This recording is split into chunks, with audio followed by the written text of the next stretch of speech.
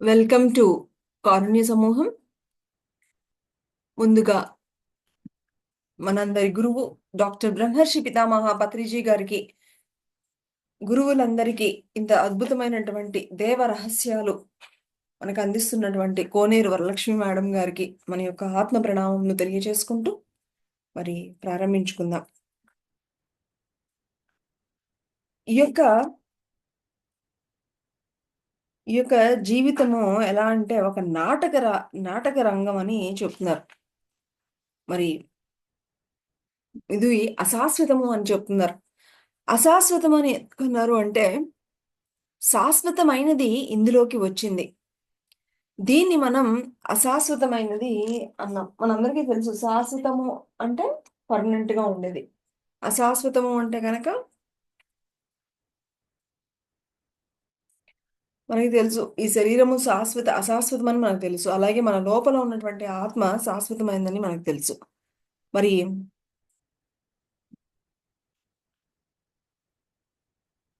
ఈ శరీరాన్ని మనము ఈ యొక్క అశాశ్వతమైనది అన్న శరీరంలోకి శాశ్వతమైనది వచ్చింది కాబట్టి, ఈ యొక్క శరీరాన్ని మనము చాలా జాగ్రత్తగా చూసుకోవాలి అని చెప్తున్నారు. అందుకు మన శరీరము ఎప్పుడు బాగుంటుంది అంటే, మన మనస్సు ఎంత బాగుంటే గనక మన శరీరం కూడా అంత బాగుంటుంది. మరి అందుకని మనసుని కూడా బాగా చూసుకోవాలి అని కూడా చెప్తున్నారు. కారణ రాహిత్య జన్మలు అంటే ఏమిటి? రాహిత్య జన్మలు అంటే కారణం లేనటువంటి జన్మలు.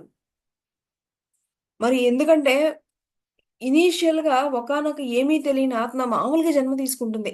ఒక కారణం అంటూ ఏమీ ఉండదు. మొట్టమొదటి వాటిల్లో మనకి ఈ కారణం అనేది ఏమీ లేకుండా మామూలుగా చూడండి, ఏమీ తెలియనప్పుడు మనం ఎంతో అమాయకంగా ఉంటాం. అలాగా మరి మొట్టమొదటి జన్మలన్నీ కూడా కారణరాహిత్య జన్మలు. అంటే ఎలాంటి కారణము లేనటువంటి జన్మలు కూడా తీసుకోవడం అనేది జరుగుతుంది. మరి ఒక కారణం అనేది లేకుండా భూమి మీదకు వచ్చి పుట్టి, తిని మామూలుగానే పిల్లల్ని కానీ కష్టాలు పడి ఇలాగా జరగడం అనేది సహజంగా జరిగిపోతూ ఉంటుంది. మరి ఎటువంటి మంచి పనులు, ఎటువంటి జ్ఞానము లేకుండా మరి మరణించాము అంటే గనక అవన్నీ కూడా కారణరాహిత్య జన్మలే అని చెప్తున్నారు. అంతే కదా! ఇప్పుడు మనకి ఈరోజు మనము ప్రతిరోజు చక్కగా ఇంత చక్కటి ధ్యానము, ఇంత చక్కటి జ్ఞానము చేస్తున్నాం కాబట్టి ఓకే. ఒక కారణం అనేది ఉంది మనము అని అర్థమైంది. కానీ తెలియకపోయిందనుకోండి, తెలియలేదనుకోండి ఏమనుకుంటాము?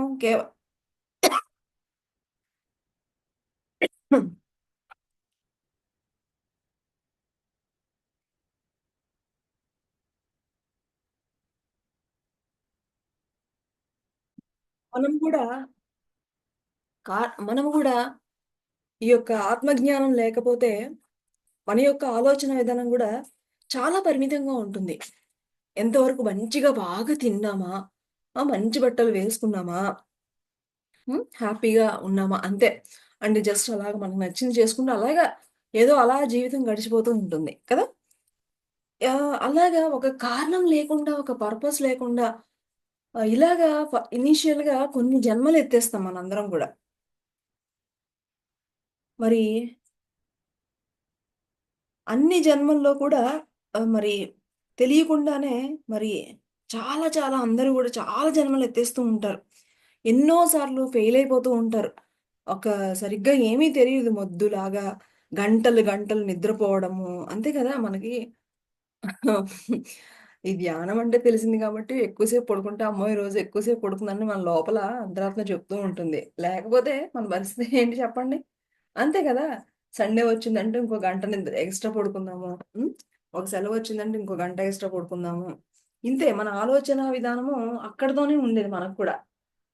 మరి ఎప్పుడైతే మరి ఈ ధ్యానం గురించి తెలిసిందంటే, అప్పుడు మనము ప్రతి నిమిషము గూడా ఎంతో విలువైనదని అప్పుడు మనం తెలుసుకోగలుగుతాం. మరి ఈ భూమి మీద పుట్టి ఆహ్, అన్నీ నేర్చుకుని, పైలోకాల్లో నేర్చుకుని వచ్చి ఇక్కడ ఇక్కడ భూమి మీద ఎలాగైతే నేర్చుకుంటామో, అలాగే మనము పైలోకాల్లో కూడా నేర్చుకోవడం అనేది జరుగుతూ ఉంటుంది. ఆహ్, మరి ఒక దేశ సేవ చేయాలి అంటే, ఏదైనా కొన్ని జన్మలు ఇలాగ అయిపోయిన తర్వాత కొన్ని పర్పస్‌లతో భూమి మీదకి రావడం అనేది జరుగుతుంటుంది. ఉదాహరణకి నేనేదన్నా భూమి మీదకి ఒక దేశ సేవ కోసం భూమి మీదకి వచ్చినప్పుడు కనీసం దాని ఫలితం అనేది తప్పకుండా ఉంటుంది. మరి ఇంట్లో ఉండి ఏ కారణం లేకుండా ఇంట్లో ఉండి తిని మరణిస్తాము. ఏమి బతుకులు ఇలాంటివన్నీ అని గూడా చెప్తున్నారు. హ్మ్. చాలామంది ఈ యొక్క జ్ఞానం లేకపోతే, మేము చక్కగా రోజుకొక రకమైనటువంటి మాంసం తిన్నాము. పిల్లల్ని కన్నాము. హ్మ్. హ్మ్. ఇలాగ ఇవే అని ఇలాగే జీవితం అంతా గూడా అయిపోతూ ఉంటుంది. మరి ఎందుకంటే మేడం చెప్తున్నారు. నేను గూడా ఈ జన్మలో గూడా చాలా సంవత్సరాలు నేను గూడా అలాగే బతికేసాను అని, అదే గొప్పని అనుకున్నాను. నాకప్పుడు తెలియలేదు అని వేరే ఒక ఆలోచన గూడా నాకు రాలేదు. మరి ఎంతసేపు పండగొస్తే కొబ్బరికాయలు కొట్టుకోవడం. ఆ! ఏదో అలా అలా అయిపోయేది అని మేడం చెప్తున్నారు. ఒక కారణంతో ఎవరికన్నా బయట వాళ్ళకి ఒక పెళ్లి చేశారనుకోండి. అప్పుడది సేవ అవుతుంది. మన ఇంట్లో మనం ఎంత గొప్పగా చేసుకున్నా అది సేవ కాదు. అది కుటుంబ బాధ్యత ధర్మమే అవుతుంది. సో, మనము ఎంతసేపు మనము కేవలము మన కోసము తింటూ, మన కోసము చేస్తే అది అసలు ఎలాంటి కారణమో లేదు. మనము ఎప్పుడు గూడా ఒకానొక సేవా దృక్పథంతో చేసినప్పుడు అదే అంటే మనమంటే ఏమి తెలియని వాళ్ళకి ఎప్పుడైతే వాళ్ళ యొక్క ఆత్మ ఎదుగుదలకి మనము సహాయం చేస్తామో అది సేవ్ అవుతుంది. అది కారణంతో ఉన్నటువంటి జన్మ అనేది అవుతుంది. మరి మేడంని ఒక ప్రశ్న అడిగారట. "నీ ప్రయాణం అసలు ఎప్పుడు మొదలైంది" అని. అంటే ఫస్ట్ మేడంకి అర్థం కాలేదట. నా ప్రయాణం మొదలవ్వడం ఏంటి? ఆ! మాది కృష్ణా జిల్లా, మరి మాది దివిసీమ అంటారు. ఎప్పుడు మొదలైందని అడిగారేంటి అని అర్థం అవ్వలేదట మేడంకి. తర్వాత మరి ఒక జీవిత ప్రయాణం ఎవరికి కావాలి? అది ఎంతసేపు నా కోసము, మా కుటుంబం కోసము ఇది మాత్రమే. ఇది మామూలు సాధారణమైనటువంటి ప్రయాణము. అదేమి గొప్ప గాదు. నా అసలు ప్రయాణము 1998, 99లో అని అప్పుడు అర్థమైందట మేడంకి. ఎందుకంటే అదే కారణం. ఎందుకంటే అప్పుడే మేడము ఈ యొక్క సేవా దృక్పథంతో అందరికీ ధ్యానం నేర్పించడము అనేది మేడం గారు అప్పుడు 1998లో వచ్చారు కాబట్టి అసలైనటువంటి ఆవిడ యొక్క ప్రయాణం ఎప్పుడు స్టార్ట్ అయిందట? 98లో స్టార్ట్ అయిందని అన్నారట. అప్పుడు మేడంకి ఇన్ని సంవత్సరాలు నేను ఎలాంటి కారణం లేకుండా ఎలాగా జీవించాను అని అప్పుడు తెలిసిందనమాట. మరి ఆ! కాబట్టి ఆహ్, మనము ఎంతసేపు మనం తింటాము, మన కుటుంబ సభ్యులు ఇది మామూలు సాధారణ జీవితము. ఒక కారణంతో కూడినటువంటి జన్మ కానే కాదు అని చెప్తున్నారు. మరి కారణం లేనివి ఎన్నో జన్మలు ఎత్తి గొప్పగా అన్ని జన్మలు ఎత్తానని చెప్పుకుంటావా అని అంటే ఇక్కడ చెప్తున్నారు. మేడం నేను ఎన్నో జన్మలు ఎత్తానని చెప్తే పత్రి సార్ అన్నారట. కారణం లేకుండా నువ్వు ఎన్ని జన్మలు ఎత్తినా నీ యొక్క జన్మ ఎందుకు వేస్ట్ అన్నారట పత్రి సార్. ఆ! అన్నారట. అప్పుడు ఏమీ తెలియకపోయిన ధ్యానము మన ఆరోగ్యం కోసం చేస్తాం. దేనికోసం చేస్తామో కొద్దిసేపు వాళ్ళు ధ్యానం చేసుకొని ఇతరులకు ధ్యానం చెప్పిన, ఈ జన్మలో చేసిన ధ్యానంతో మరు జన్మ ఇంకో కారణంతో పుడతారు. చూసారా? ధ్యానం చెప్పడం వలన వాళ్ళు ఎప్పుడు గూడా ఒక మెట్టు ఎక్కుతూనే ఉంటూ ఉంటారు అని చెప్తున్నారు. మరి 100 మందికి ధ్యానం చెప్పామంటే, 1000 మందికి ధ్యానం చెప్పామంటే వాళ్ళు మరుజన్మలో కారణజన్మలుగా మరి పాస్ అయిపోవాల్సిందే అని చెప్తున్నారు. మరి పత్రిజీ ఎంత నిగూఢమైన రహస్యం. జ్ఞానం చెప్పడం వల్ల ఎన్ని ఉపయోగాలు ఉన్నాయి. ప్రతి ఒక్కరికి ధ్యానం చెప్పడం ఎంత ముఖ్యమో కదా! మరి పిరమిడ్ మాస్టర్స్ అందరూ గూడా వీటన్నిటిలో పాస్ అయిన వాళ్ళే అని ధన్యులు అని చెప్తున్నారు. ఈ జన్మలో మీరు ఎన్నో జన్మలు పాస్ అవ్వచ్చు. లేదా కొద్దిగానైనా ధ్యానం చేశారా వాళ్ళు మళ్ళా కారణ జన్మలుగా పుడతారు. అంటే మనము ధ్యానం చేయడం వల్ల కారణ జన్మలు అవ్వదది. మనము వేరే వేరే వారిని ధ్యానులుగా చేసినప్పుడే అవి మన కారణ జన్మలవుతాయి. ఈ జన్మలో ధ్యానం చేస్తే తప్పనిసరిగా నెక్స్ట్ జన్మలో మనము కారణ జన్మలో ఎదుగుతాము అని కూడా చెప్తుందనమాట. పిరమిడ్ మాస్టర్సు తమ జీవితమంతా ధ్యానం చెప్పడానికి పరుగు పెట్టారు. వాళ్ళు పుట్టింది కూడా అందుకే. ఏ కారణంతో పుట్టారు? ధ్యానం చెప్పడానికి పుట్టారు. పిరమిడ్‌లు కడదామని, పుస్తకాలు రాద్దామని. మరి కోట్ల డబ్బులు ఉన్న వాళ్ళు ఎంతోమంది సహాయం చేయడానికి పుట్టారు. అవన్నీ కూడా ఎన్నో ఆధ్యాత్మిక కారణాలు. ఇక్కడ మనకి ఆహ్, లోక కళ్యాణ కార్యక్రమాల కోసము చెప్పడం మాత్రమే కాదు మై డియర్ ఫ్రెండ్స్. ఒక ఆహ్, దానికి అందులో భాగంగా ఒక ఆర్థిక సహాయం అయ్యుండొచ్చు. అలాగే అక్కడ మనం ఫిజికల్‌గా వెళ్లి వాళ్ళకి మనం ఏదైనా సేవ చేసుండొచ్చు. ఇలాగా రకరకాలు ఒకటే అని కాదు. ఎవరి యొక్క ఎనర్జీ లెవెల్, ఎవరి యొక్క స్థాయిలను బట్టి అది ఎవరైతే చేసినప్పుడు అది కారణ జన్మలు అవుతాయి. మరి ఆహ్, మరి పుణ్యం కూడా ధర్మం చేయడమే అన్నమాట. ఆదర్శము అంటే ధ్యానం చెప్పడమే అని చెప్తున్నారు. ఆదర్శము అంటే ఏంటట? ధ్యానం చెప్పడమే అని చెప్తున్నారు. అంతకంటే విలువైనది ఇంకొకటి లేదు. ఈ జీవితంలో ఒక గొప్ప రహస్యం ఉందండి. ఏ రహస్యం అంటే, మనల్ని మనం తెలుసుకునే రహస్యం. నేను ఎవరిని? మనల్ని మనం తెలుసుకునే మార్గం. శ్వాస మీద ధ్యాస పెట్టాము. విశ్వశక్తి బ్రహ్మరంధ్రం ద్వారా లోపలికి వస్తుంది. ఇవన్నీ మనకు తెలుసు. మరి ఈ ధ్యానం చేస్తూ ఉంటే మీకు నాకు ఒకటే జరుగుతూ ఉంటుంది. ఇంజెక్షన్ ఇస్తే ఎవరికైనా ఒకటిగానే పనిచేస్తుంది గదా! అదే విధంగా ధ్యానం చేస్తే ఎవరికైనా వారి యొక్క ఆత్మస్థితిని బట్టి ఒకే విధంగా పనిచేస్తుంది. మరి మనము కొన్ని కొన్ని విషయాల్లో ఎలా ఉండాలి? హ్మ్. ఎలాగా ఆహ్ నువ్వు శరీరానివే. ఇది సత్యమే. నేను బాడీనే. సత్యమే. మన శరీరంలో మరి ఎంతో కష్టపడితేనే కదా జీవితం అని చెప్తున్నారు. ఒక మగవాడు ఉద్యోగం కానీ, ఒక స్త్రీ ఇంటి పనులు కానీ ఆహ్, పగలు, రాత్రులు కష్టపడితేనే జీవితం సాగుతుంది. మరి ఇంత కష్టపడి పిల్లల్ని పెంచి అన్నీ చేసి తల్లిదండ్రులను చూసుకొని, రెక్కలు ముక్కలు చేసుకొని ఇంట్లో వీళ్ళు అలిసిపోయి ఇంత కష్టపడి ఏం సాధించారు? ఇంత కష్టపడ్డాను నేను ఇంత చేశాను అని చెప్తారు. నా వ్యాపారం కోసం కష్టపడ్డాను అని చెప్తారు. నేను ఇష్టపడి చదివాను అని చెప్తారు. లేదంటే నేను ఇంత సుఖపడ్డాను, నేను ఇన్ని బిల్డింగులు కట్టాను, ఇన్ని కొన్నాను. ఆ! ఆహ్, అని చెప్తూ ఉంటారు. మరి పత్రిజీ మీరు ఏం చేస్తున్నారు అంటే, పిరమిడ్‌లు కడుతున్నాము, ధ్యానం చెప్తున్నాము. ఆ! ధ్యానం లేని వాళ్ళు చెప్పేవి ఏమిటి? ధ్యానం చేసే వాళ్ళు చెప్పేవేంటి అని ఇక్కడ చెప్తున్నారు. మనతో మనం ఉన్నప్పుడు జీవితానికి ఒక అర్థం ఉంది. అంటే శ్వాస మీద ధ్యాస పెట్టినప్పుడు మన జీవితానికి ఒక అర్థం ఉంది. శ్వాస మీద ధ్యాస పెట్టినప్పుడు వేరు. పెట్టనప్పుడు జీవితం వేరు. ఇక్కడ గాలికి కొట్టుకుపోయే విస్తరాకు లాంటిది మన జీవితం. అంటే అంటే విస్త్ ఆహ్, నిండుగా అన్నము 4 రకాల కూరలు అన్నీ వడ్డించిన విస్తరి కాదు అని చెప్తున్నారు. ఎలా అయితే అది గాలి కొట్టుకుపోతుందో తిన్న విస్తరాకు, ఎంగిలి విస్తరాకు. అలాగే మన జీవితము అని గూడా చెప్తున్నారు. ధ్యానం చేసిన తర్వాత మీ ముందు ఒక విస్తర పరచబడుతుంది. విస్తరాకు అంటే భోజనం చేసే ఆకు. ఆ విస్తరాకు పరచబడుతుంది. ఆ విస్తరని ధ్యానం చేసి దేనితో నింపుతున్నాము? ఎలాగంటే మొదటిది సత్యం. సత్యం అనే ఒక కూరని ఒక పక్కన పెట్టాము. విస్తరాకులో సత్యంలోకి అడుగుపెట్టడం. మొట్టమొదట ధ్యానం మొదలుపెట్టడమే సత్యంలోకి అడుగుపెట్టడం. ఇక సత్యం అంటే ఏమిటి? తర్వాత సంగతి. నిలకడ లేని జీవితంలో నుంచి మొట్టమొదటిసారిగా అడ్డు పెట్టడము ధ్యానంలో మొట్టమొదటి నిలకడ లేని జీవితాలన్నీ నిలకడగా ఉన్న జీవితాలుగా అవ్వడం అన్నమాట. ఇక్కడ ఒక విస్తరాకులో ఏమీ లేకపోతే ఎలాగైతే రెపరెపలాడుతూ ఉంటుందో, ఎవరి జీవితంలో అయితే ధ్యానం లేకపోతే గనక వారి యొక్క జీవితము రెపరెపలాడుతుంది అని ఇక్కడ చెప్తున్నారు.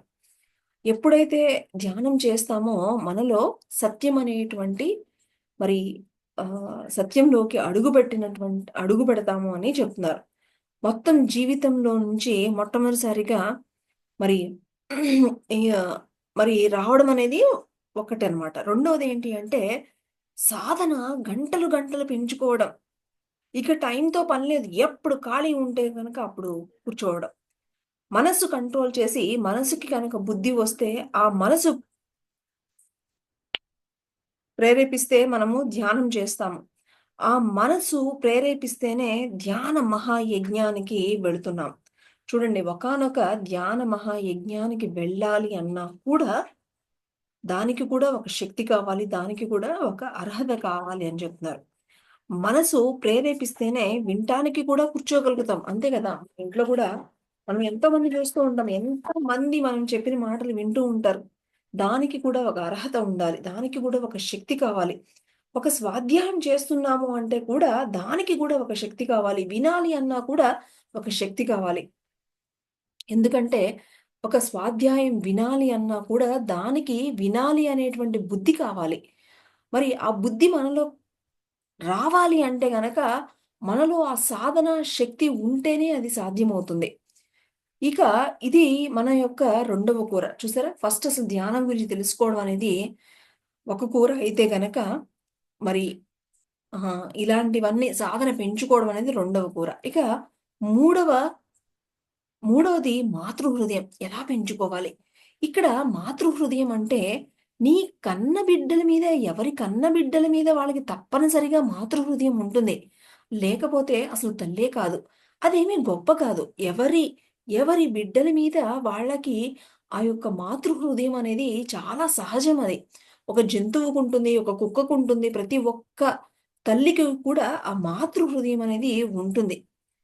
ఇక్కడ మాతృహృదయం పెంచుకోవడము అంటే, ఇక్కడ ప్రపంచంలో ఉన్న ప్రతి ఒక్కరికి కూడా హ్మ్, మరి తల్లి అవ్వడం. అంటే, ఒక తల్లి ఏ విధంగా మరి ఆ తల్లి బిడ్డలకు మంచి జరగాలని ధ్యానం ఎలా అయితే చెప్తుందో, అలాగా ప్రపంచంలో ప్రతి ఒక్కరికి కూడా ధ్యానం చెప్పడమే మరి ఈ మాతృహృదయం పెంపొందించుకోవడం అని చెప్తున్నారు.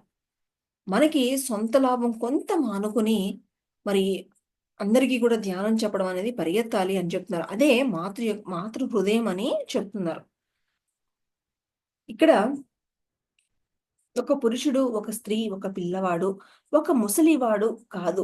శరీరం యొక్క చిన్న బిడ్డ దగ్గర నుంచి వృద్ధాప్యం దాకా కూడా మరి శరీరం యొక్క ఆ పెరుగుదల దృష్టిలోకి రావు. వారందరికీ ఆత్మలకి ధ్యానం చెప్పి ఆఖరి జన్మకు తీసుకువెళ్ళాలి అనే తపనతో వస్తుంది. ఆ ఫీలింగ్ వస్తుందో నీ బిడ్డల మీద ఎలాగైతే ప్రేమ ఉంటుందో, ఆ ప్రేమ అక్కడ కూడా వచ్చేస్తుంది. మనల్ని మనం చెక్ చేసుకోవాలి. ఇలా మనం ఉండగలుగుతున్నామా? చేయగలుగుతున్నామా? మరి మాతృహృదయాన్ని ఇంకా పెంచుకోవడం అనేది మనకి ఒకటి ఇది మూడవ కూర అని చెప్తారు. ఇకపోతే ఫ్రెండ్స్ ఫస్ట్‌దేమో ధ్యానం గురించి తెలుసుకోవడం మొదటి కూర. రెండవదేమో సాధన చేయడం అనేది రెండవ కూర. అందరికీ చెప్పడం మాతృ హృదయాన్ని పెంచుకోవడం అనేది మూడవ కూర కింద మేడం మనకి చెప్తున్నారు.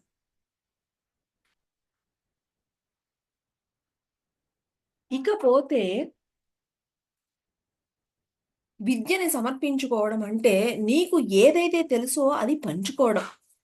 మీకు ధ్యానం చెప్తున్నాము. అలాగే ధ్యానం తెలిసింది చెప్తున్నాము.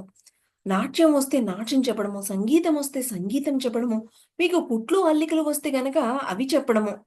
ఇలాగా ప్రతి ఒక్కటి గూడా మీకు మీలో ఉన్నటువంటి ఆ యొక్క స్కిల్‌ని మనము అందరికి పంచిపెట్టడం అన్నమాట. అలాగే ఒక మొక్కని పెట్టండి. చక్కగా ఒక చిన్న మొక్కల్ని పెట్టి వాటిని చక్కగా పెంచండి. ఆ! నీతో ఉన్నవారిని సమానంగా చూడడం అన్నిటికంటే పెద్ద కష్టం అనుకోవడం వేరు. అర్థం అవ్వడం వేరు. ఆ పరమార్థం వేరు. మరి ఎప్పుడైతే ధ్యానంలోకొస్తామో అందరిలోనూ ఉంది భగవంతుడిని తెలుసుకున్న తర్వాత, ఇక అప్పుడు అందరిని కూడా ఒకలాగా చూడడం అనేది మనకు తెలుస్తుంది. పత్రి గారికి ఒక్కరికే సాధ్యం అని చెప్తున్నారు. మరి ఆయనకి మరి సార్‌తో మేమెన్నో చూసాము అని అందరిని కూడా ఒకలానే చూస్తారని మేడం చెప్తున్నారు. మరి ఆహ్, ఊర్ధ్వలోకాల యొక్క జీవిత విధానము అంటే, ఒక దైవం అంటే ఎలా ఉంటాడు? దివ్య లోకం అంటే ఏమిటి? దివ్య లోకంగా మారడానికి అంటే ఫిఫ్త్ డైమెన్షన్‌లోకి వెళ్ళడానికి ఎంత కష్టపడుతున్నారు?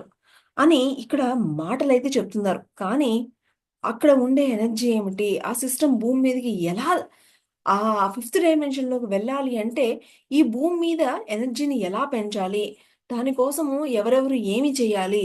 అని అర్థం చేసుకొని వాళ్ళందరికీ గూడా చక్కగా మార్గదర్శకత్వాన్ని ఇస్తున్నారు పత్రిజీ. ఇది అందరికీ అర్థం అవ్వడం లేదు. ఒక రాయి వేసి కొడితే దెబ్బ తగులుతుందని అందరికీ తెలుసు. కానీ, ఆ రాయి వేసి కొట్టితే దెబ్బ తగులుతుందని చిన్న పిల్లలకు తెలియదు. వాళ్ళు కొట్టేస్తారు. పరిణామం ఏమిటి వాళ్ళకి తెలియదు. వాళ్ళకు దెబ్బ కొట్టినా తెలియదు. తిట్టినా తెలియదు. రక్తం వచ్చింది చూడు ఎందుకు కొట్టావు అన్నా వాళ్ళకి తెలీదు. అలాంటివి బేబీ సోల్స్. ఆధ్యాత్మిక పురోగమనంలో కూడా మరి ఇలాగా బేబీ సోల్సు ఇవలాగా మరి యవ్వనము, కౌమారము, వృద్ధాత్మ ఇలా అన్నీ ఉంటాయి. శరీరంలో 7 చక్రాలు సహస్రార స్థితి దాకా ఉంటాయి. మళ్ళా సహస్రార స్థితి నుంచి ఊర్ధ్వము వైపు 7 చక్రాలు ఉంటాయి. అలాంటి వారికి సమానత్వం అన్నది ఆచరణలోకి వస్తుంది అని చెప్తున్నారు. చూసారా? మన యొక్క 7 చక్రాలే కాకుండా మన సహస్రార స్థితి నుంచి ఇంకా ఊర్ధ్వము వైపు ఇంకా 7 చక్రాలు ఉంటాయట. అవి గూడా తెలిసిన వారికి మరి సమానత్వము అనేది ఆచరణలోకి వస్తుంది అని చెప్తున్నారు. మనకి మన 7 చక్రాల గురించే తెలీదు. ఇంకా 7 చక్రాల కంటే ఇంకో 7 చక్రాలున్నాయి. అవి తెలిసిన వాళ్ళకే అసలు సమానత్వం అంటే ఏంటో తెలుస్తుంది. అదే వాళ్ళే సరిగ్గా ఆచరించగలరు అని మేడం చెప్తున్నారు. ఒక్కొక్కసారి అందరిని సమానంగానే చూసాము అని అనుకుంటాము. కొన్ని ఒత్తిడులు వచ్చినప్పుడు, అప్పుడు లోపల ఉన్నవి ఏమిటి అని విసుగు వస్తుంది. నన్ను నేనే ఎన్నో సార్లు పరీక్షించుకున్నాను.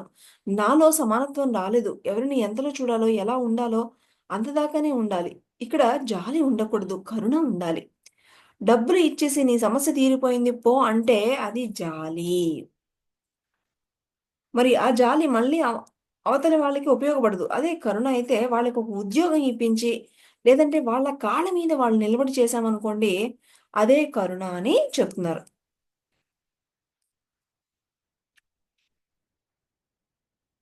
మరి అలాగా ఎవరిని వాళ్ళే మనం చెక్ చేసుకోవాలి.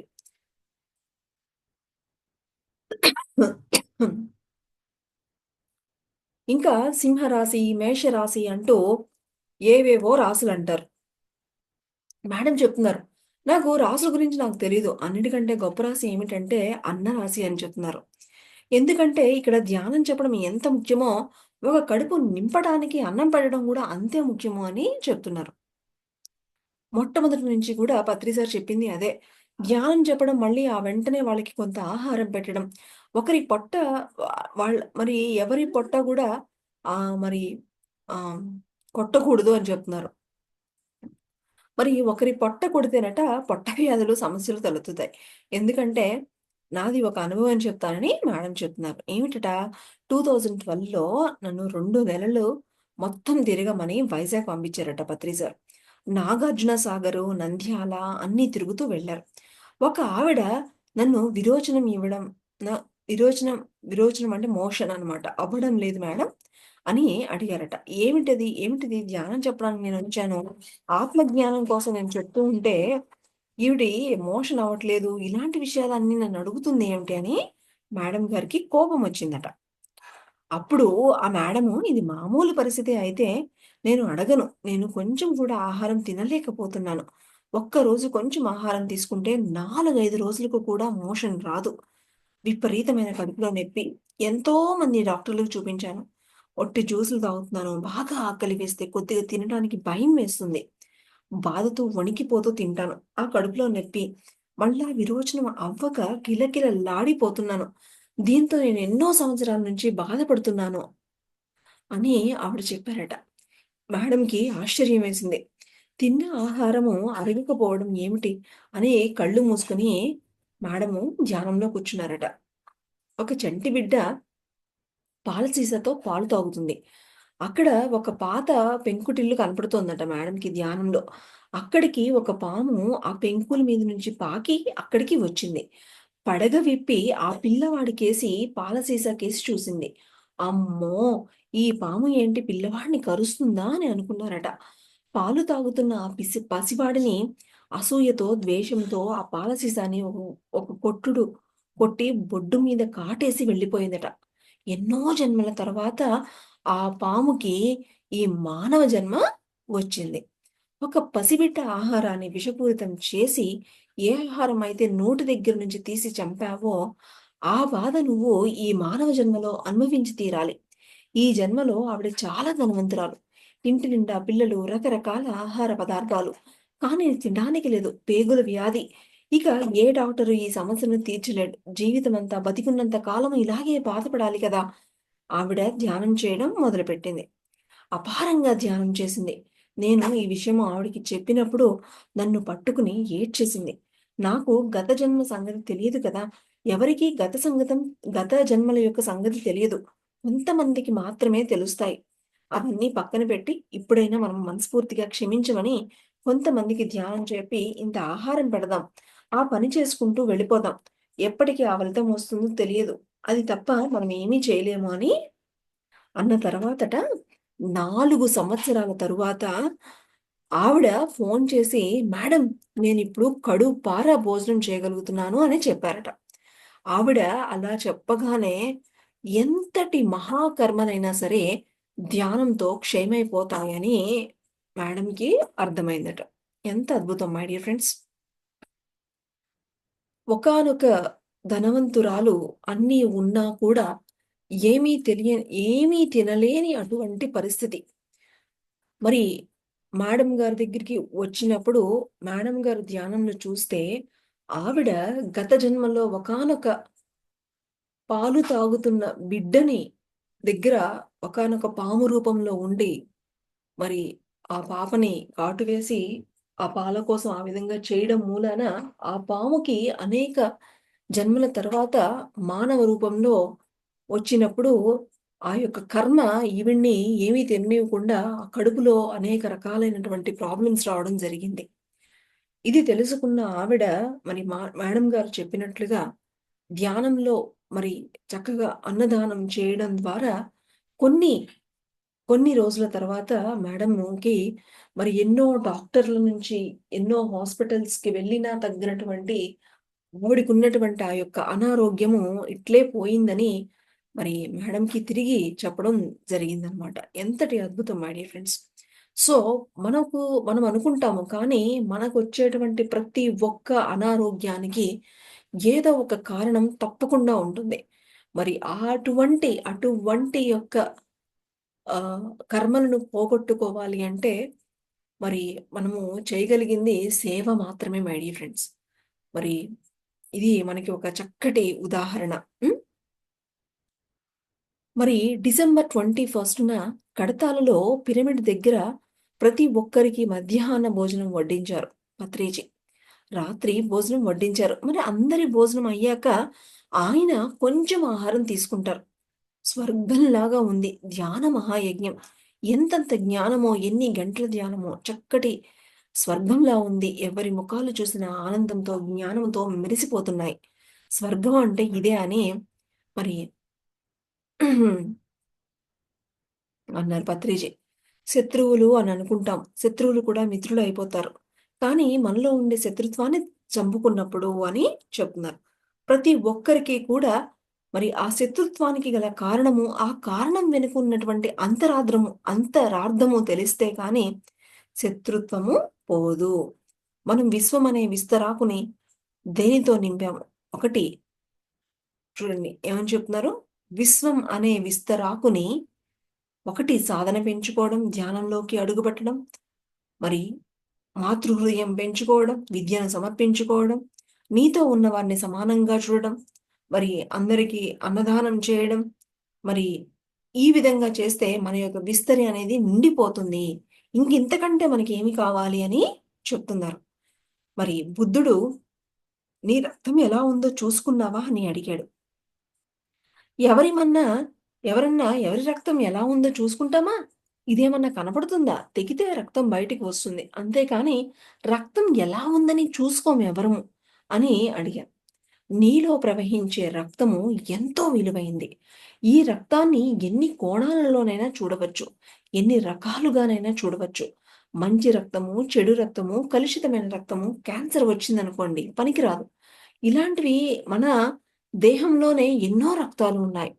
మరి రక్తంలోకి ఒక పాము కాటేసినా, లేదంటే మనకు విషం ఇచ్చినా అది ముందు వెళ్ళేది దేంట్లోకి? రక్తంలోకే. రక్తము విషమైపోతుంది అంటారు. కండ విషమైపోతుంది. పొట్ట విషమైపోతుంది. చెవి, ముక్కు ఇలాగ అన్నీ గూడా విషమైపోతాయి. మరి రక్తంలోనే విషమెక్కింది అంటారు. ఇలాంటి రక్తమే పాప కర్మలకి కూడా తోడవుతుంది. మన పాపాలకి, మన కర్మలకి ఉన్న కర్మలకి ఇంకో తోడు ఏమిటంటే ఇది. మంచి రక్తము, చెడు రక్తము, విషపూరితమైన రక్తము ఇవన్నీ అన్నమాట. చూడండి. మన పాపాలకి, మన కర్మలకి ఉన్న అన్నిటికి కూడా ఏంటి అంటే ఈ రక్తమే. మంచి రక్తము, చెడు రక్తము, విషమైన రక్తము ఇవన్నీ అన్నమాట. ఇలాంటి రక్తాన్ని శుభ్రం చేయడం ఎలా? మెడిసిన్ ఇచ్చి, రక్తం తీసి, రక్తాన్ని ఎక్కించడం ఇవన్నీ డాక్టర్లు చేస్తారు. అది కాదు. ఇక్కడ రక్తం కలుషితమైనప్పుడు, పాపకర్మలతో పూర్తిగా కలుషితమైనప్పుడు, విషపూరితమైనప్పుడు, రక్తం పాడైపోయినప్పుడు దీన్ని శుభ్రం చేయడం ఎలా? నిన్ను నువ్వు తెలుసుకోవడం ఎలా? అసలు నిన్ను నువ్వు తెలుసుకోవడం కోసం ధ్యానం, నీలోకి నువ్వు ప్రయాణం చేస్తున్నప్పుడు కళ్ళు మూసుకొని కూర్చొని శ్వాస మీద ధ్యాస పెట్టినప్పుడు చాలా మంది అడుగుతారు. ఏమండీ నాలోకి నేను ప్రయాణం చేయడం అంటే ఏమిటి అని? అంతర్ముఖ ప్రయాణం చేసి చూడగలిగినప్పుడు, దివ్య చక్షువు వచ్చినప్పుడు అన్నీ చూడగలుగుతాం. మరి అది ఆహ్, చూడలేకపోయినా ఎప్పుడైతే శ్వాస మీద ధ్యాస పెట్టావో, ఈ ఆత్మ శ్వాస పట్టుకుని లోపలికి ప్రయాణిస్తుంది. తెలిసినా, తెలియకపోయినా మీ లోపల ప్రయాణంలో ఉన్నారు. అంతర్ముఖం అంటే పూర్తిగా అంతర్ముఖమై చూడడం. నీలో నువ్వు ఉండిపోయి ఆ ప్రయాణం ఎలా జరుగుతుందో చూడడం. నువ్వు శ్వాస మీద ధ్యాస పెట్టినప్పుడు విశ్వశక్తి నీలోకి వెళుతుంది. అనేక మార్గాల నుండి నీ లోపలికి ప్రయాణిస్తుంది.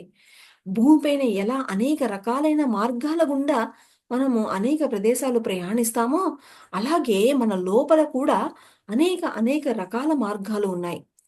కోటాను కోట్ల మార్గాలు ఉన్నాయి. మన లోపలే ఎన్నో అడవులు ఉన్నాయి, సముద్రాలు ఉన్నాయి, లోకాలు ఉన్నాయి. ఉదాహరణకి విష్ణుమూర్తి విశ్వరూపం. ఎన్నో ఫోటోలను చూసాం కదా! అనంత విశ్వము, సూర్యుడు, చంద్రుడు అన్నీ లోపలే ఉన్నాయి. ఆ లోపల ఉన్నవి మనం చూడలేము. కాబట్టి విష్ణుమూర్తి శరీరం పైన వాటిని ఆ విధంగా చిత్రీకరించారు. అనేక మార్గాల గుండా ప్రయాణిస్తున్నప్పుడు నువ్వు ఎంత దాకా ప్రయాణిస్తావో అంటే నువ్వు గంట, 2 గంటలు, 3 గంటలు ధ్యానంలో కూర్చున్నప్పుడు నువ్వు ఎంత దూరం ప్రయాణిస్తావో అంత దాకా కూడా మన లోపల శుభ్రం అయిపోతుంది అని చెప్తున్నారు మేడం. సాధన అంటే ఆషామాషీ కాదు. నువ్వు ఎంతసేపు కూర్చుంటే అంతసేపు నీ లోపల అంతా కూడా రక్తము శుభ్రపడిపోతూ ఉంటుంది. మన శ మన శరీరంలో రక్తము మరి నాడులు ఎలా శుభ్రపడతాయి? పూర్తిగా తెలియకుండా చాలామంది అలా కూర్చుండిపోతూ ఉంటారు. డీప్‌గా ఎలా శుభ్రపడుతుందంటే, అప్పుడు నాడీ మండలం వేరు, రక్తనాళాలు వేరు. ఈ నాడీ మండలం లోపల గోడలు ఉంటాయి. గోడలతో సహా అన్నీ గూడా శుభ్రపడిపోతూ ఉంటాయి.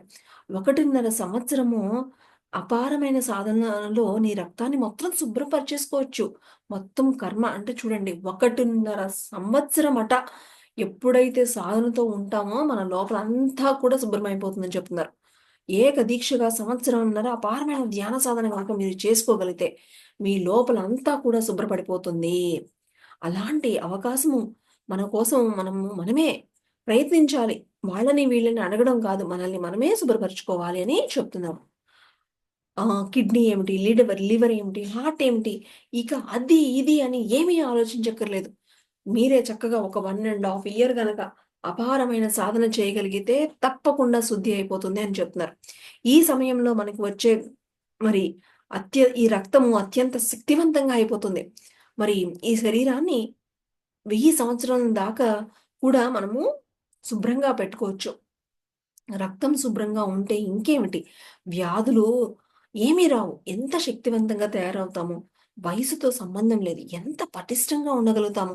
మరి ఆత్మ పటిష్టము, శరీర పటిష్టము 2 వస్తాయి. ఎప్పుడైతే నీ రక్తం శక్తివంతంగా తయారవుతుందో అప్పుడు మనలో మార్గం ఏర్పడుతుంది. నిన్ను నువ్వు తెలుసుకోవడానికి ఫస్ట్ మనము శుభ్రపరుచుకోవాలి. మరి ఆ రక్తం శుభ్రపడడంలో అంత ఉందని పత్రిజీ చెప్పేదాకా నాకు తెలియలేదు. రక్తం శుభ్రంగా లేకపోతేనే అన్ని రోగాలు వస్తాయి. అత్యంత మరి ఆహ్, అని మరి ఎంతో చక్కగా చెప్తున్నారు మేడం. ఇంకా మనకి ఇంకేమీ అక్కర్లేదని చెప్తున్నారు. ఆ మార్గం గుండా నువ్వు అంతర్ముఖం గనక అవ్వగలిగితే, నువ్వు ఎవ్వరినో నీకే అర్థమైపోతుంది. శాంతి ఎలా వస్తుంది? ఊరికనే ఏమి రాదు. మళ్ళా ఏదైనా కఠినమైన విషయం రాగానే మనకి పోతూ ఉంటుంది వచ్చినా కూడా. మళ్ళా దుఃఖమే. మరి ఎంత దూరం మరి ఆహ్, మనిషి ప్రాపంచిక విషయాల నుంచి ఎంత దూరం వెళితే అంత లోపలికి ప్రయాణించగలడు. మీ సాధన చాలా ముఖ్యం. వాళ్ళ సంగతి, వీళ్ళ సంగతి మనకసలే వద్దు. బయట ఏమి జరిగినా కూడా మనకొద్దు. మనం శాంతియుతంగా ఉన్నవాళ్ళము. మరి లేకపో మనల్ని మనం తెలుసుకునే మార్గము ఎక్కడో లేదు. మన లోపలే ఉంది. కాబట్టి మన రక్తాన్ని మనమే శుభ్రపరచుకోవాలి. మన విస్తరిని మనము వీటితో నింపుకోవాలి. వేటితో?